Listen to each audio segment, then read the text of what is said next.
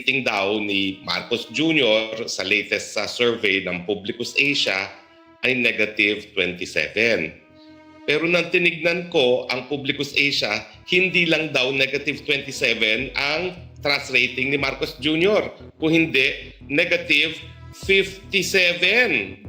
Negative 59. I stand corrected. Negative 59. Bakit po negative 59? 14% na lang daw po ang nagtitiwala na kay Marcos Jr.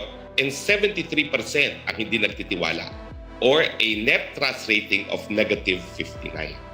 Ibig sabihin po, halos 1.5 tao na lang sa 10 ang merong tiwala kay Marcos Jr. Or kung percentage point po yan, ay nako, 1.5 po, no? 1.5%. Tama ba ako sa aking bilang o is that 15%? Hindi. Tama po. Talagang negative 59 is 1.5% na lang ang nagtitiwala sa kanya.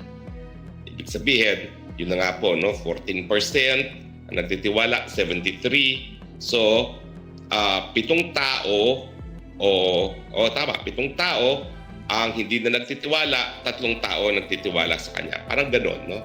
So, negative 59 na ang kanyang trust rating. Ano pong ibig sabihin nito? Well, ang tiwala po ay yung paniniwala ng taong bayan na maaasahan ang isang leader na mamuno. Bakit po naging negative 59? Hindi ko po alam kung si GMA at the height of Hello Garcia ay umabot sa negative 59. Pero this is a record to beat. Para kasing wala na talaga nagtitiwala sa kanya. Bakit ba ho nawala ng tiwala ang taong bayan dito kay Marcos Jr.? Well, una po kasi nga doon sa pagiging addict. Hindi niyo po masisisi ang ating mga kababayan na mawalan ng tiwala sa isang addict. Of course, wala pa siyang sinasabi sa paratang na siya'y addict.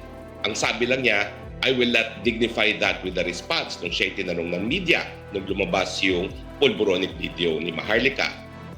Nung nagsalita ang kanyang sariling kapatid na si Manang Amy Marcos, wala rin siyang sinabi.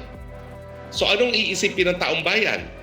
Mga paratang, may isang video na sinasabing AI, na meron namang expert na sasabing hindi AI, at ang sariling kapatid na nagsasabi na bata pa yung Marcos Jr. na yan ay addict na. At dahil wala siyang pagtanggi sa paratang, at nandyan pa nga yung Rolling Stone article na nung siya'y nag-aaral sa Oxford, siya'y tagabili ng kilong-kilo ng cocaine para sa kanyang mga barkada, siyempre ang namuong pag-iisip ng taong bayan, addict si Marcos Jr.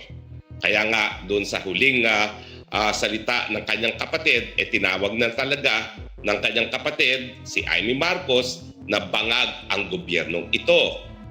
Yan ang tingin kong pangunahing dahilan kung bakit walang tiwala ang taong bayan sa kanya at negative 59 ang kanyang trust rating. Ano pa ang mga dahilan? Well, bukod sa pagiging bangag, pagiging kurakot.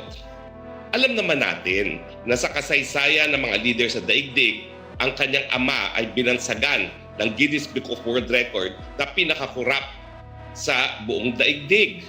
Wala pa pong tumatalo sa record ng mga Marcos sa pagiging kurakot. At ngayon, bagamat sinasabi niya sa taong bayan, ako lang ang naghabol sa mga kurakot sa flood control scam, ang katunayan po, si Zaldico, na isang kapanipaniwala namang tao dahil siya'y naging pinuno ng Committee on Appropriations, ang siyang nagsabi na noong 2025, 100 billion ang in-insert ni Marcos Jr. at sa 100 billion, 25% o 25 billion ang kanyang binigay kay Marcos Jr. mismo. At nandyan nga yung Marines 18 plus 4 na nagpapatunay na sila yung mga inutusan ni Zaldico na mag-deliver ng pera sa kanya. So habang nagmamalinis ang Marcos Jr., lalong bumabaho ang katotohanan. Paano mo naman mapapagkakatiwalaan ang nagmamalinis na sinasabi ng mga kapanipaniwalang mga tao na siya ay madumi? Sabi nga ng isang saying sa Tagalog, no, bago mo putahin ang putik ng iba, linisin muna ay yung putik sa iyong mga muka. Bukod pa dyan, dahil siya ay adik at siya ay kurakot, alam natin na siya ang problema. Bakit? Kasi nga siya ang presidente. Siya ang dapat nagmumuno para bigyan ng solusyon ang problema ng taong bayan. Huwag niyang sisihin ang napakataas na presyo ng bilihin sa putukan sa gitnang silangan. Bagamat yan talaga ay naging dahilan para mas maging mataas pa ang presyo ng bilihin sa Pilipinas, wala pang putukan. Alam natin, champion ng Philippines pagdating sa presyo ng mga bilihin. Presyo ng gasolina, presyo ng bigas, presyo ng kuryente. Wala pong tatalo sa Pilipinas.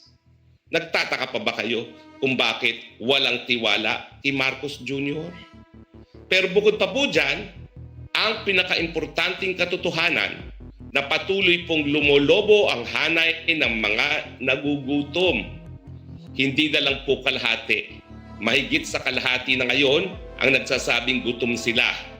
At sa mga susunod na mga surveys, hindi po ako magtataka kung magiging 60% na yung nagsasabing gutom sa kanila dahil patuloy nga pong tumataas ang presyo ng bilihin, patuloy pong pumapalpak ang ating ekonomiya, patuloy pong nawawalan ng balor ang piso, ibig sabihin patuloy pong lalo pang tataas ang presyo ng bilihin. Ang hinaharap po natin by way of leadership failure ay isang tsunami, unprecedented tsunami. Napakalaking problema na dagdagdagan pa dahil nga sa putukan sa gitnang silaman, pero walang presidenteng in charge. Houston, we have a problem. There is no president leading the Philippines. Kaya nga po, 59% ang distrust ngayon ni Marcos Jr. Kapag 59% ang distrust at wala ng tiwala na kakayanin ng Marcos Jr., ibig sabihin, nawala na siya ng moral authority na mamuno. Wala nang naniniwala sa kanya. Aantayin pa ba niya na maging negative 100% yan? Baka mamaya, ang maniniwala na lang sa kanya ay ang kanyang bahay, ang kanyang mga anak at wala ng iba. Dahil dyan po tayo patungo. Sa tingin ko, sa hanay mismo ng Marcos na pamilya, alam nila ang problema. Alam nilang nagbubulungan sila. Hindi talaga kaya mamuno ni Marcos Jr. Bakit? Bangag kasi. Ang pagiging bangag, sabi ng mga doktor, ay isang malubhang kalagayan. Isang sakit na nakakaapekto sa pag-iisip. Wala sa tamang pag-iisip, paano magkakaroon ng solusyon? Praning, kaya ngayon pinakukulong ang mga kalaban. Hindi na niya naiisip na ang dahilan kung bakit lumolobong hanay na kanyang mga kritiko ay dahil na nga po sa hirap ng buhay. Hindi naman po kahit sinong kritiko ay magsasabi na palpak ang Marcos kung siya ay hindi palpak. Naisip ko tuloy mga panahon ng diktadoryang Marcos Sr., at least may nakikitang mga proyekto. Alam nating kurakot, pero pag pinagkakakitaan ng mga proyekto, nung mga noon, porsyento lang. Ngayon, halos wala ng project. Puro na lang pagnanakaw. Kung ikaw ay gusto magnakaw, magkaroon ka man lang ng project na makikita ng taong bayan. At siyempre ngayon, ang nakikita ng taong bayan, mga proyekto na pinakamarami ay para sa flood control na dahilan kung bakit ngayon lumalangoy sa tubig baha, lalong-lalo na ang mga mahihirap sa ating lipunan. Nagtataka pa ba kayo kung bakit negative 59 ang trust rating ni Marcos Jr.? Pero ang tanong, alam natin na mga kababayan natin wala ng tiwala kay Marcos Jr. Pero bakit hanggang ngayon sa ating kasaysayan at hindi naman habang panahon nang nakalipas, dalawang presidente ang pinagtabuyan natin nang nawala ng tiwala ang taong bayan. Bakit si Marcos Jr. ngayon naririyan pa rin? Walang katunayan, bagamat hindi maiiwasan ang kawalan ng tiwala sa hanay ng taong bayan, ang militar pa rin ang siyang nagbibigay proteksyon sa kagustuhan ng taong bayan na sisantihin ang mga walang silbing presidente.